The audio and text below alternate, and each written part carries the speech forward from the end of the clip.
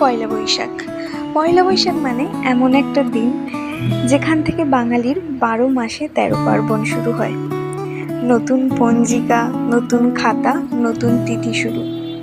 দুপুরে কি হবে বাজার থেকে শুরু করে জমিয়ে খাওয়া দাওয়া এবং রাতে দোকানের হালকাদার মিষ্টি, সে যেন এক অদ্ভুত অনুভূতি।